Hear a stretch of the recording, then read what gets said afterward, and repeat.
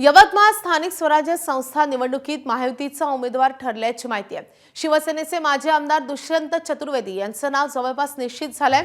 दुष्यंत चतुर्वेदी थोड्याच वेळात त्यांचा उमेदवारी अर्ज दाखल करण्याची शक्यता आहे। याआधी यवतमाळमधून दुष्यंत चतुर्वेदी विधान परिषदेचे सदस्य राहिलेत। रात्री उशिरा दुष्यंत चतुर्वेदींच्या नावावर शिक्कामोर्तब झालंय।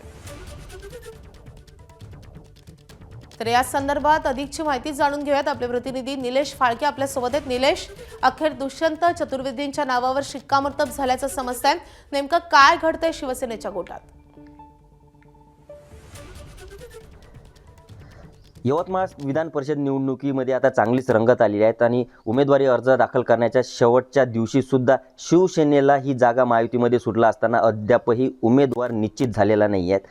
माजी आमदार याच जागेवरती निवडून आलेले दुष्यंत चतुर्वेदी यांचं नाव चर्चेत आहे। तसंच किरण पांडव आणि संजय राठोड यांचे निकटवर्ती असलेले सलीम खेतानी यांचं सुद्धा नाव या उमेदवारीसाठी चर्चेत आल्याचं समोर येत आहे। मात्र जर एकीकडे जर पाहिलं तर दुष्यंत चतुर्वेदी यांची उमेदवारी हे जवळपास निश्चित त्यांच्या नावावरती शिक्कामोर्तब झाल्याचं समोर येत आहे।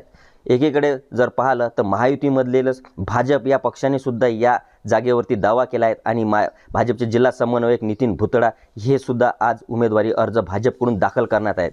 तशा त्यांना पक्षश्रेष्ठीकडून सूचनासुद्धा आलेल्या आहेत। जर वरिष्ठांचा निर्णय झाला तर उमेदवारी अर्ज मागे सुद्धा घेणार असं सुद्धा त्यांनी यावेळी बोलताना सांगितलेलं आहे।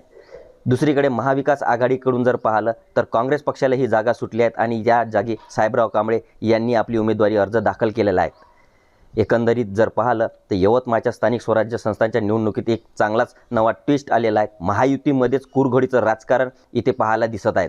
भाजप आणि शिंदे सेना या दोन्हीही पक्षांनी आपली उमेदवारी आज दाखल करण्यात आहे। मात्र आता यानंतर महायुतीचा उमेदवार कोण राहणार आहे हे उमेदवारी अर्ज दाखल केल्यानंतरच स्पष्ट होणार आहे। एकंदरीत जिल्ह्यात जर राजकारण जर पाहिलं तर महायुतीकडे मताधिक्याचं प्राबल्य आहे, त्यामुळे भाजप दावा ठोकणार की शिंदे सेनेचा उमेदवार राहणार हे आता उमेदवारी अर्ज दाखल केल्यानंतरच निश्चित होणार आहे। नक्कीच आज उमेदवारी अर्ज दाखल केल्यानंतरच चित्र स्पष्ट होणार आहे। निलेश, धन्यवाद या सगळ्या सविस्तर माहितीसाठी। एबीपी माझा, उघडा डोळे बघा नीट।